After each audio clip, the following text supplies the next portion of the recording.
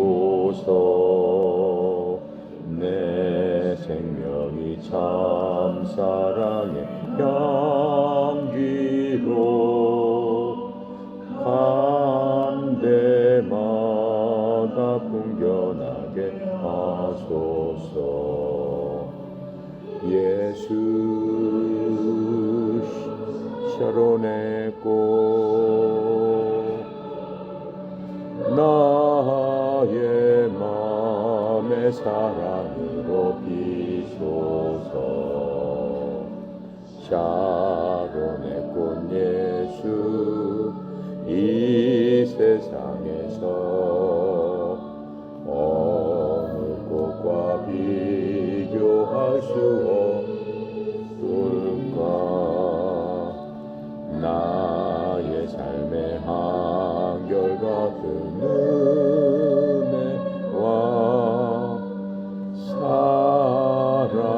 사랑으로 가득하게 하소서.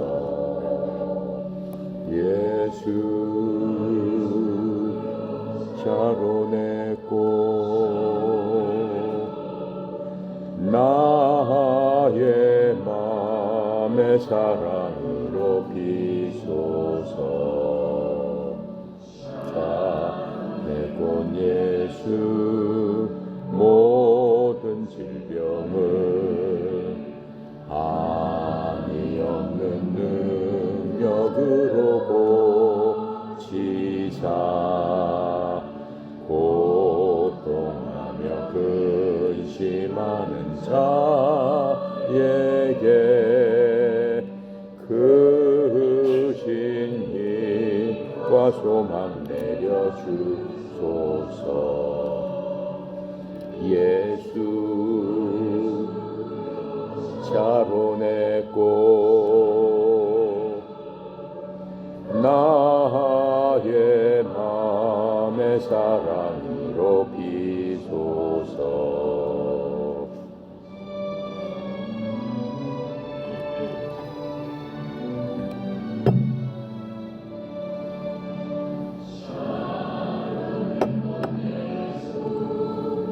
길이 비소서.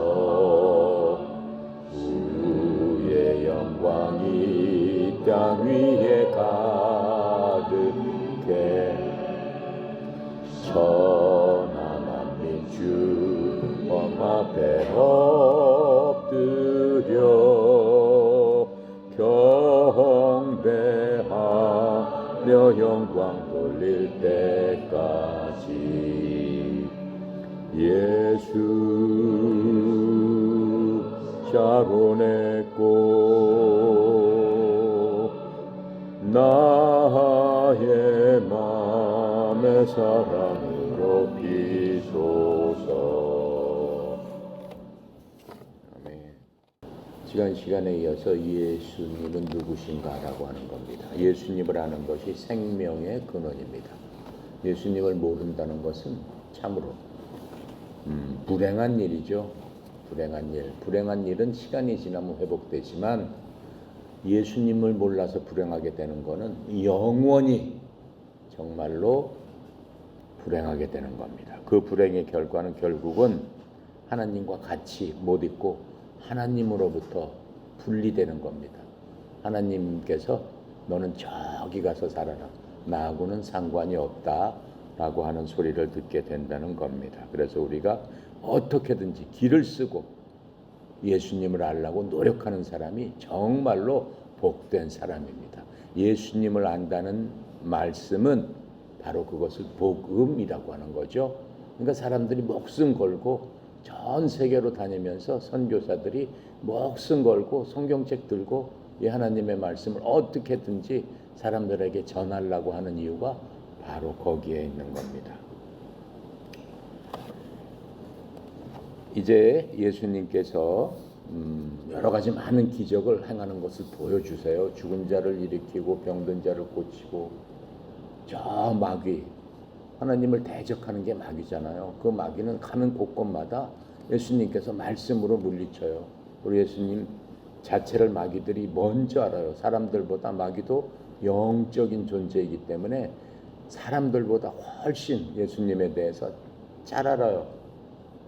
잘 알지만 그 예수님을 믿지 않는 거예요. 사람들이 하나님을 잘 알지만은 믿지 않는 사람들이 있어요. 아무 소용이 없는 거죠. 바로 그게 마귀 같은 거예요. 그것을 우리는 마귀 믿음이라고 하죠. 하나님에 대해서 너무 잘 알지만 믿고 따르질 않는 거예요. 자기 생각대로 하는 거죠. 이제 그러한 그 마귀가 들려서 그러한 생각으로 사람들을 조종하려고 하는 게 마귀의 목적입니다. 자, 그런데 예수님께서 가는 곳곳마다 그 마귀가 쫓겨나가는 거죠. 그런데 이제 예수님께서 그렇게 가는 곳곳마다 마귀를 쫓고 마귀에 들린 사람을 고쳐주고 하니까는 이스라엘은 여러 가지 분파가 많이 있습니다. 누구의 제자, 뭐 누구의 가문, 뭐 누구의 후손 해가지고 여러 가지 분파가 많아요. 그 분파가 많은데 그 중 하나에 바리새파라고 하는 사람들이 있었어요.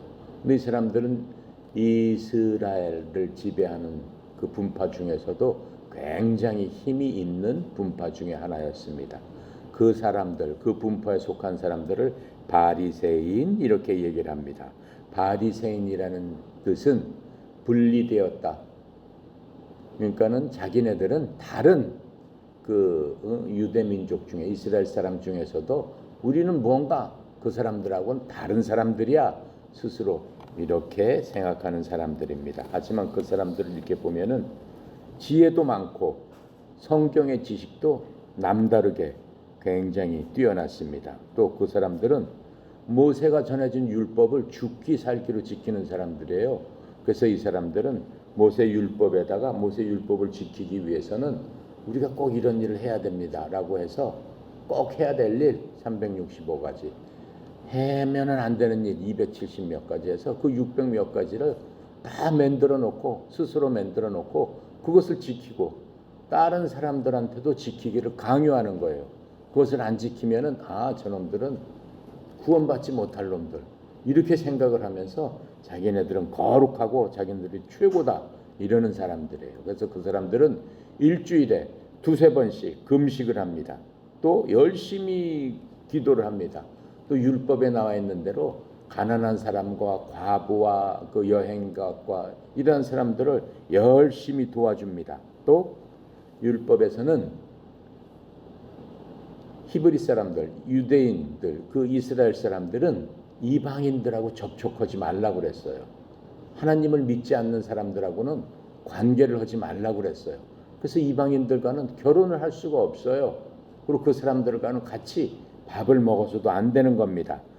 그래서 이러한 이방인들 또 이 세리들 말하자면 세금 걷는 사람이죠. 지금이야 그 세금 걷는 사람이 뭐 나쁜 사람이 아니죠. 근데 그 옛날만 해도 세금을 걷는다는 명목으로 해서 1원 받아야 될 거를 10원을 받아가지고 지가 구원받고 1원은 국가에다 주고 그래서 나쁜 짓을 해서 자기 배를 불렸던 그런 사람들을 세리라고 했습니다. 그래서 그런 사람들을 하고는 밥도 같이 안 먹고 말도 섞지 않고 그런 사람들이 바리새인들이에요.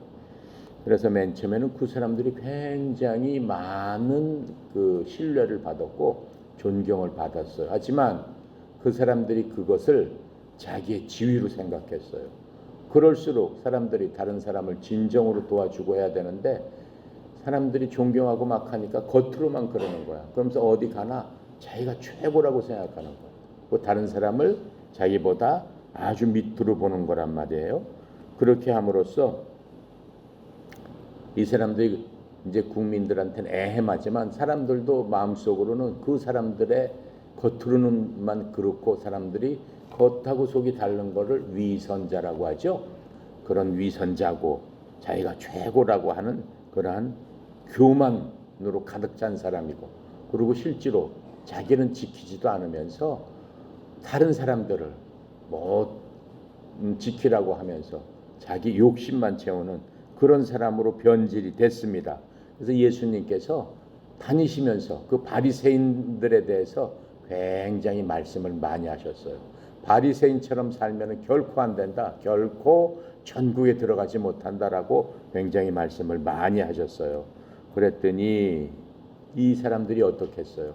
수백 년 동안, 수천 년 동안 자기가 그 이스라엘 민족을 지배하는 지배 계급으로 살았는데 갑자기 아니 저 나사렛 시골의 목수의 아들로서 온 사람이 말이야 갑자기 자기네들을 대항해 가지고 가장 자기 그 민족의 최고 높은 그 지도층을 향해서 진짜 나쁜 놈들이라고 하고 저 놈들은 결코 하나님이 계신 천국에 하나님의 왕국에 들어갈 수 없다라고 하면서 회개해라 니네 잘못을 뉘우쳐라 막 이렇게 하니까 그 사람들이 분개를 하는 거예요. 그래서 우리가 저 예수를 반드시 잡아 죽여야 되겠다 이렇게 생각을 하면서 예수님을 죽일 방법을 자기네들끼리 생각을 하게 됩니다. 그게 바로 바리새인들이에요. 그러면서 예수님께서 마귀를 쫓아내고 하는 것을 보면서 예수님께서 뭐라고 그러셨어요? 마귀를 쫓아내는 나를 봐라. 그 힘이 어디서 왔겠느냐? 누구한테 이 마귀를 쫓아낼 권세가 있겠느냐? 죽은 사람을 살릴 수 있는 그러한 힘은 도대체 어디서 오는 거겠느냐? 너희들이 이걸 보면서도 하나님을 믿지 못하느냐? 이렇게 말씀을 하시는 거예요. 나를 보면은 하나님을 본 것 같다라고 예수님께서 가시는 곳곳마다 이렇게 말씀해 주셨어요. 그런데 이 바리새인들은 뭐라고 얘기를 하는 거예요? 저 힘은 전부 다 하나님께서 온 게 아니고 마귀의 대장인 울세부부로부터 받은 힘이다. 그러니까 예수님한테 뭐라고 얘기하는 거예요? 저 사람은 마귀의 대장이다. 지금 이렇게 백성들한테 얘기를 하고 있는 겁니다. 그러면서 바리새인들이 예수님을 대적하고 시시탐탐 예수님을 따라다니면서 예수님께서 혹시 무슨 죄를 저질르나 그것을 보고 즉시 고발을 해라 이렇게 얘기를 하고 있는 겁니다. 이제 예수님께서 제자들을 12제자들을 다 모으셨어요. 그리고 12제자들이 3년 동안 예수님 따라다니면서 그 하시는 일을 다 보고 배웠어요. 그랬더니 이제 그 믿음도 생겼어요. 그랬더니 이제 예수님께서 제자들에게 능력을 주시기 시작하는 거예요. 예수님처럼 여러 가지 병도 고칠 수 있는 그러한 능력도 예수님께서 주시고 이런 마귀도 쫓아낼 수 있는 그런 능력도 제자들한테 주셨습니다. 그러면서 12명을 이제 나를 떠나서 이스라엘 안에 자기 나라 안에 지방 각각으로 보내시는 거예요. 지금으로 따지면은 뭐 너는 경상도로 가라, 전라도로 가라, 충청도로 가라, 뭐 강원도로 가라 이렇게 쭉쭉 보내시기 시작한 거예요. 그러면서 너는 다른 나라 사람들한테는 가지 마라. 이스라엘 백성 아닌 다른 백성들한테는 갈 필요가 없다. 먼저 이 이스라엘 백성들한테 가라 이렇게 말씀하세요. 그리고 오직 이 이스라엘 집에 잃어버린 양들한테 가라. 그리고 가면서 하나님의 왕국이 가까이 왔다라고 전해라.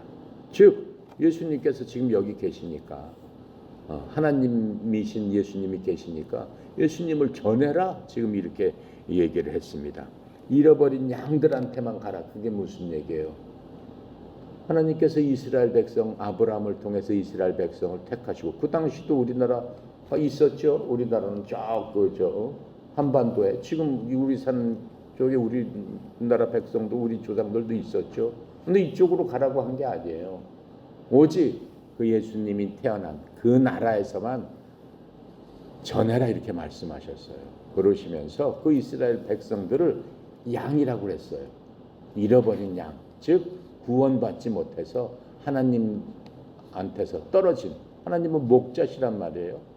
양을 키우시는 목자신데 하나님께서 떨어져서 뿔뿔이 흩어져 있는 그 양들한테 가서 양들을 모아라 이렇게 말씀을 해주고 계시는 겁니다. 그러면서 예수님께서 이렇게 말씀하세요. 내가 니네들을 보내는 게 양을 늑대한테 이리 가운데 보내는 그러한 마음과 같다. 그러니까 니네들이 가는 곳마다 너희들을 잡아먹으려고 할 것이다. 죽이려고 할 것이다. 온 세상이 악하기 때문에. 그러면서 너희들은 뱀같이 지혜롭고 비둘기같이 순결해라. 가면서 지혜롭고 의롭게 너희들이 모든 일을 행하면 어려움을 당할 적에 하나님께서 너희들을 도와주실 것이다. 이렇게 말씀하시는 겁니다. 자, 그러면서 너희들은 어떠한 고난을 당할지도 두려워하지 말아야 될 것. 그건 우리한테도 말씀하시는 거예요. 이 사람이 사람을 죽인다는 것은 그 사람 육체만 죽일 뿐이지 그 사람 우리 속에 갖고 있는 우리의 영혼을 죽이지 못한다.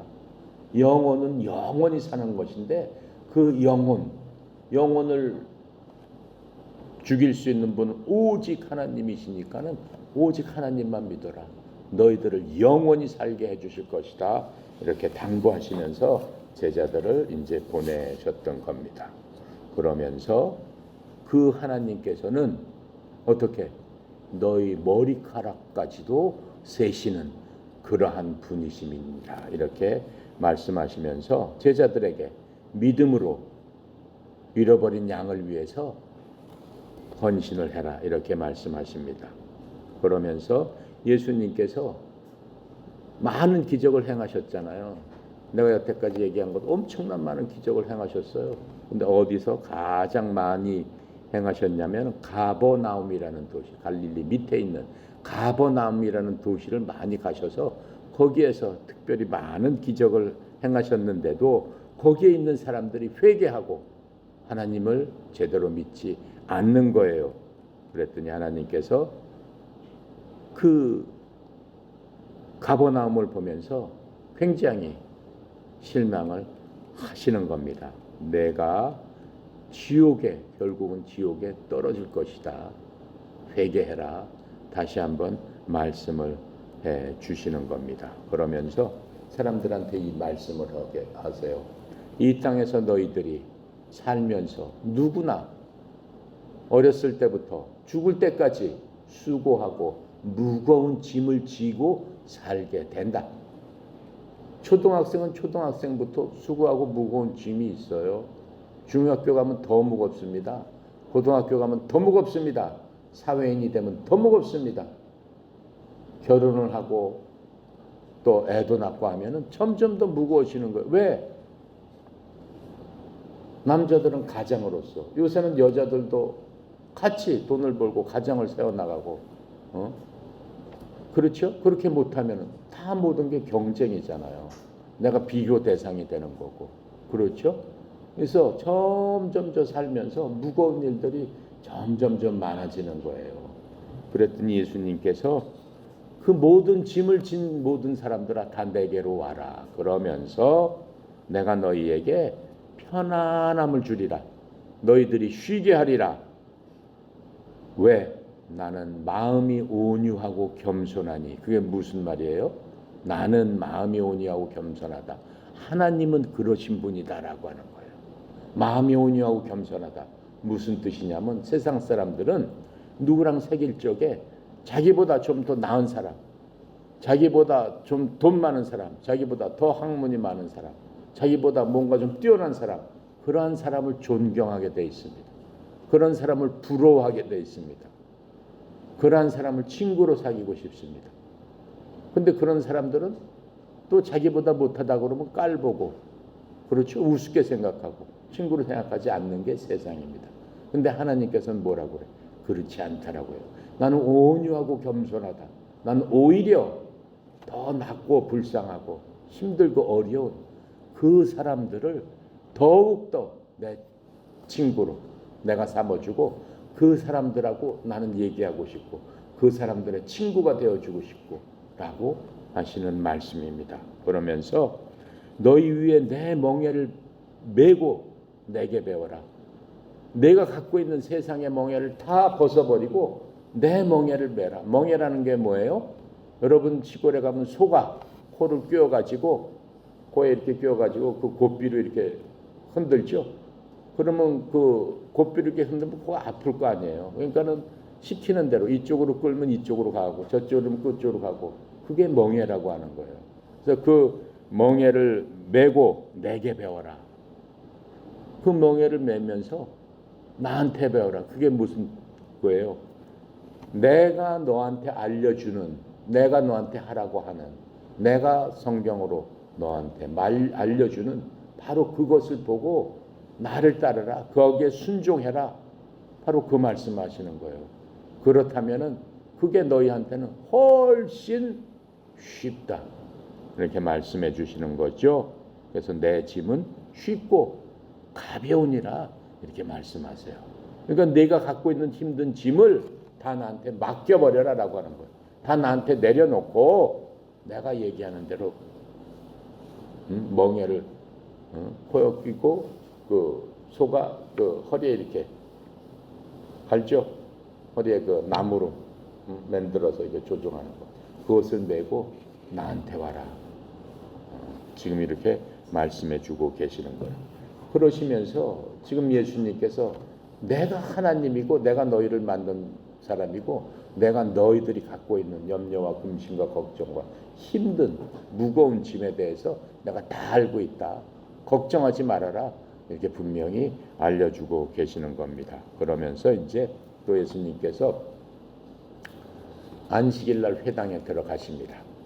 예수님이 사시던 때는 그때는 구약 시대예요. 구약이라는 게 뭐예요? 구약이라는 거는 율법, 복음이 전해지기 전에 예수님의 말씀이 완성되기 전에 그 전에는 모세가 했던 말대로 사람들이 그것을 지키고 살아야 됐던 시대입니다. 그래서 예수님이 오시기 전 시대를 구약 시대라고 하고 예수님 이후 시대를 신약 시대라고 해요. 근데 예수님은 어디서 지금 살고 계시냐면은 구약 시대에 살고 계시는 거예요. 구약 시대에 오신 거예요. 그러니까는 예수님께서 이렇게 말씀하셨지만 그때 있던 모든 시대는 구약 시대에 속하는 그런 시대예요. 그래서 안식일을 지키는 거예요. 안식일은 우리는 주일날이 무슨 요일이에요? 일요일이죠. 안식일은 무슨 날이냐면 토요일이에요. 요일이 틀려요. 그래서 지금 제칠 안식교회라고 있잖아요. 구약을 지키는 교회 지금도 있어요. 제칠 안식교회는 언제 예배를 드려요? 하나님께 토요일 날 드리는 거예요. 제칠 안식교회는. 그래서 율법을 지키는 교회요. 구약을 아직도 지키는 교회다라고 하는 거예요. 근데 예수님께서 구약 시대에 오셨기 때문에 그 토요일 날 예수님도 안식을 지키셨단 말이에요. 하나님이시지만은 그 율법도 하나님께서 만드신 거잖아요. 예수님께서 만드신 거잖아요. 본인이 만들어 놨던 거니까는 본인도 지키셨단 말이에요. 그래서 그 안식일 날 회당, 지금의 말하자면 교회 같은 거예요. 예배당 같은 거예요. 그런 회당에 들어가셨단 말이에요. 그러니까는 그 구약 시대 회당에 하나님이 계세요? 계시는 게 아니에요. 그 회당은 그냥 하나님을 믿는 사람들이 가서 하나님께 예배를 드리기 위해 함께 모이는 장소란 말이죠. 그렇죠? 그것을 회당, 예배당이라고 하는 겁니다. 그럼 지금 교회는 어떤 거예요? 지금 교회도 마찬가지예요. 회당이랑 똑같은 거예요.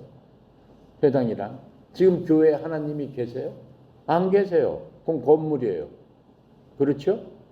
교회가 지어지고 없어지고 다시 세워지고 하는데 교회가 지어질 때마다 하나님이 거기 들어가 계세요? 아니죠.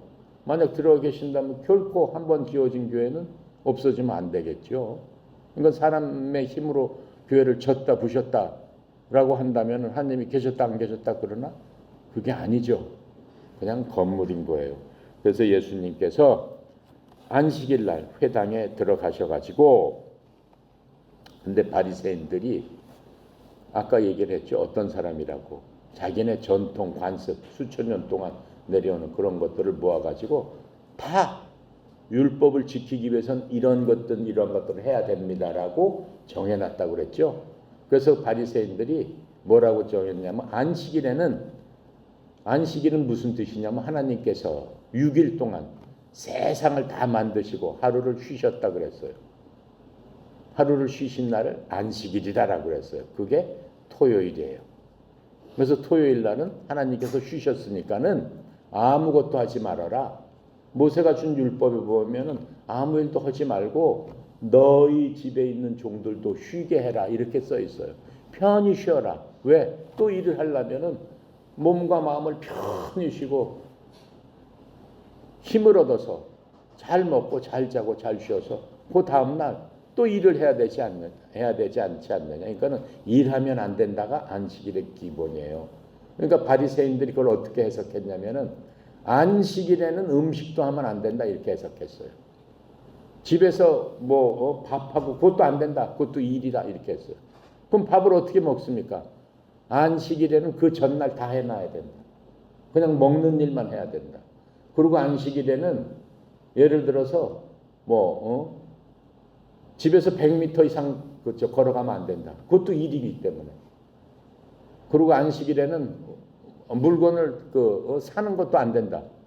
왜? 그것도 일이기 때문에. 무조건 쉬어야 된다 하면서 엄격하게 그런 것들을 지키게 했습니다. 그게 바리새인들이에요. 그런데 그 안식일날 그런데 회당은 다 가야죠. 회당 가면은 그 당시 예수님 시절 때는 뭐가 있었어요? 이런 책이 있었을까요? 없었어요. 여러분이 갖고 있는 책은 언제, 인쇄술은 언제 발달했어요? 1500년 전까지는 이런 책이 없었어요. 이런 그 종이가 없었어요. 그 전에는 파피루스라고 그래가지고 이런 이 식물의 그 얇은 그런 것들을 통해서 이렇게 쓰기도 했고, 그 다음에 예수님 때는 양 가죽, 양털을 다 벗겨가지고 양 가죽을 얇게 해가지고 거기다가 이렇게 글을 써가지고 양 가죽을 두루마리로 둘둘둘둘 몰아가지고 이게 쭉쭉 뽑아놨어요. 그 회당에 가면 하나님의 말씀이 양 가죽을 펼치고 이렇게 펼쳐서 봐야 돼. 그러니까 그걸 누구나 갖고 있을 수 있어요? 없잖아요. 그러니까 회당에 가야지만 그걸 펼쳐서 볼 수 있단 말이에요. 그러니까 사람들이 안식일 날 가가지고 오늘은 뭐 히브리서 구약에 있는 무슨 이사야서 무슨 서 모세의 모세오경 중에 뭘 봅시다라고 해서 같이 읽고 그거를 같이 생각하고 같이 하나님께 기도하고, 그게 안식일이었어요. 그게 회당에서 하는 일이었어요. 그런데 예수님께서 그날도 회당에 가셨어요. 회당에 가셨더니 이 바리새인들이 그 회당에 손이 마른 사람이 있었어요. 손이 오그라들어가지고 손이 펴지지 않는 사람들이 있었어요. 펴지지 않는 사람이 있는데, 그 펴지지 않는, 예수님께서 막 돌아다니면서 가는 데마다 병을 고쳐주셨잖아요. 그러니까 그 사람이 이렇게 펴지지 않는 사람이 있는데 예수님한테 물어보는 거야. 예수님을 시험하는 거야. 예수님, 안식일에 저 병 든 사람, 저 손이 마른 사람, 저 사람 병을 고쳐주는 게 옳습니까? 안 옳습니까? 이렇게 물어보는 거예요. 만약에 고치는 게 옳다라고 하면 뭐라고 그러겠어요? 예수님을 고소하려고 그러는 거죠. 안식일 날 하나님께서 쉬라고 했는데 저 사람이 일했습니다. 안식일 날 쉬지 않고 고치는 것도 큰일 아닙니까? 저 사람이 일했습니다. 라고 고소를 하기 위해서 예수님께 시험으로 물어봤어요. 그랬더니 예수님께서 뭐라고 그러셨겠어요? 그 사람한테 물어보는 거야. 야, 안식일 날 니네 집에 양이 구덩이에 빠졌단 말이야. 그래서 안 건지면 죽게 생겼는데 너 양을 건지냐 안 건지냐? 그랬더니 당연히 양은 건져야죠. 그리고 안식일 날 그럴 경우 사람들이 다 건져냈단 말이에요. 예수님께서 그걸 아시고 그 양을 건져 안 건져? 그랬더니 당연히 건집니다. 그랬더니 예수님께서 뭐라고 하시냐면은 사람이 귀중하냐 양이 귀중하냐? 어느 게 더 귀중하냐? 사람이 양보다 귀중하지 않냐? 안식일 날 사람을 고쳐주는 것이 양을 구덩이에서 구하는 것보다 더 귀한 일인데, 안식일 날 잘 행하는 일이 하나님께 복 받는 일이다. 하나님이 원하시는 일이다. 이렇게 딱 말씀을 하셨습니다. 그랬더니 이 바리새인이 그렇게 말씀하셨는데도 예수님께서 안식일에 사람 손을 고치셨다. 그렇게 하면서 저 예수님을 죽여야 되겠다. 저 예수님을 고소하자.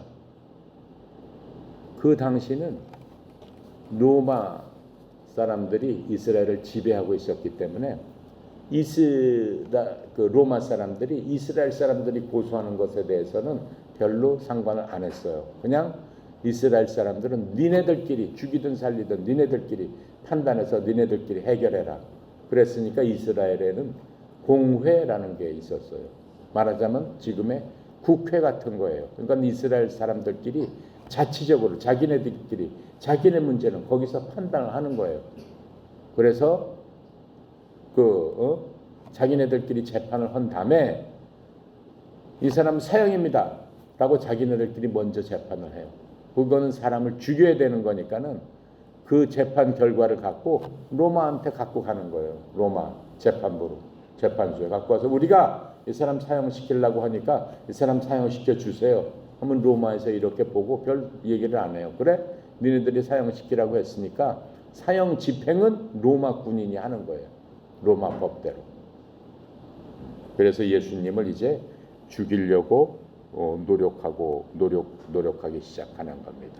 그래서 예수님을 쫓아다니면서 그 바리새인들과 서기관들이 계속 예수님을 감시하면서 핑계만 있으면 이제 예수님을 죽이기 위해서 여러 가지 모략을 하고 예수님을 괴롭히면서 그렇게 하는 일들이 발생하게 되는 겁니다. 그런데 이제 예수님께서 그렇게 막 못된 일을 하고 하는데 이런 말씀을 하시는 거예요. 너희들이 바리새인들한테 얘기하는 거야. 너희들이 온갖 죄와 또 하나님을 막 모욕하잖아요. 하나님을 모욕하는 걸 신성모독이라고 해요. 온갖 죄와 신성모독은 그렇게 하는 사람들은 내가 용서해 줄 수 있다. 모르고 한 것이니까. 용서를 받되 성령님을 대적하여 신성모독하는 것은 용서받지 못한다. 용서받지 못할 죄가 인간한테는 없어요. 우리가 살인죄를 지고 모든 나쁜 죄, 법전에 나와 있는 우리나라 법전에 나와 있는 모든 나쁜 죄 중에서 하나님께 나가서 자복하고 회개했을 적에 하나님께서 용서해 주시 않을 죄가 없다라고 하는 거예요. 그런데 단 한 가지 용서하지 못하는 죄가 있다. 성령님을 대항하여 신성모독하는 것은 용서받지 못한다. 사람의 말로 예수님을 대적하고 예수님이 무슨 뭐 어쩌고 저쩌고 이렇게 욕을 했다. 그것도 용서받을 수 있다. 회개하면. 하지만 성령님을 대적할 것은 결코 용서받지 못하고 결국은 그런 사람들은 어디로 가? 지옥에 갈 수밖에 없다라고 말씀하시는 거예요. 그러니까 지금 예수님 시대 때 뭐라고 얘기했어요? 예수님한테 마귀 들렸다. 저 사람은 마귀 들려서 그 마귀의 종이 돼가지고 저 사람을 다스리는 자는 바알세굽이다. 바울세굽이다. 이렇게 얘기합니다. 그거는 성령님을 대적해서 예수님 속에 계신 성령님을 대적해서 그렇게 얘기한 것이다라고 하는 거예요. 그거는 용서를 못 받는다라고 하는 거예요. 그러면 현재는 어떤가요? 현재는 어떨까요? 현재는 어느 죄도 용서받지 못할 죄가 없다라고 말씀하시는 겁니다. 자, 오늘은 여기까지 하고 마치겠습니다.